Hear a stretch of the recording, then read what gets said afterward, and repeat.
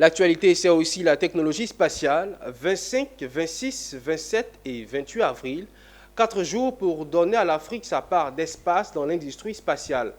C'est du moins cela les défis de la conférence internationale New Space Africa édition 2023. Issa Badini et Ezekiel Seri ont assisté à la cérémonie d'ouverture de ce meeting international qui a mobilisé plus de 400 délégués et experts du monde spatial.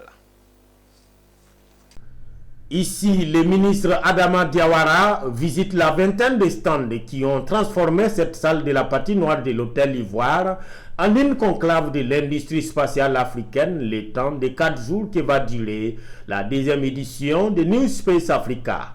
Une visite qui permet aux premiers responsables de l'enseignement supérieur et de la recherche scientifique de relever des défis qui attendent l'univers spatial africain. L'objectif, c'est quoi? C'est de développer l'industrie spatiale africaine. Donc ici, vous voyez, il s'agit de la rencontre de tous les acteurs clés du domaine spatial africain. On a des enjeux de différentes natures, des enjeux d'ordre politique, d'ordre diplomatique, d'ordre stratégique, d'ordre économique. Voilà, parce qu'on vous a déjà dit suffisamment qu'avec l'industrie spatiale, il s'agit de contribuer de façon assez importante au développement socio-économique de notre pays, mais également de contribuer à l'instauration ou au maintien, disons, de la paix, de la sécurité, de la défense du territoire. Voilà, donc les enjeux sont multiples.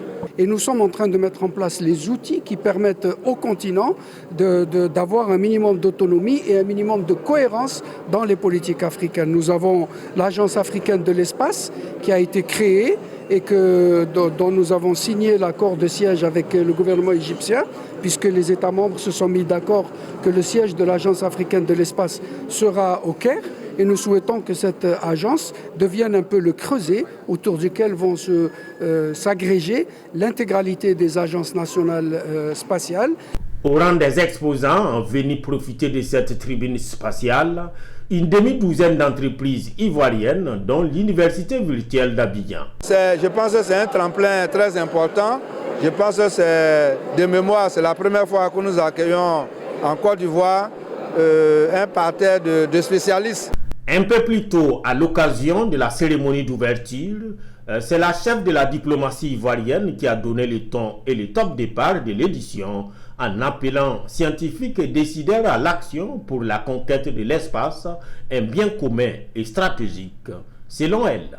L'espace est un bien commun et je vous encourage au-delà des logistiques et des logiques de marché ou de développement technologique à profiter de cette conférence pour construire ce cadre de régulation pour la paix et le développement durable de l'Afrique.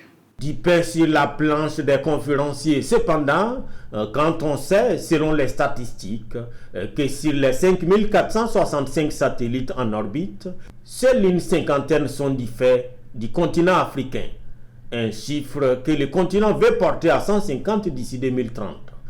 Quant au marché du secteur en Afrique, c'est de l'ordre de 19 milliards de dollars.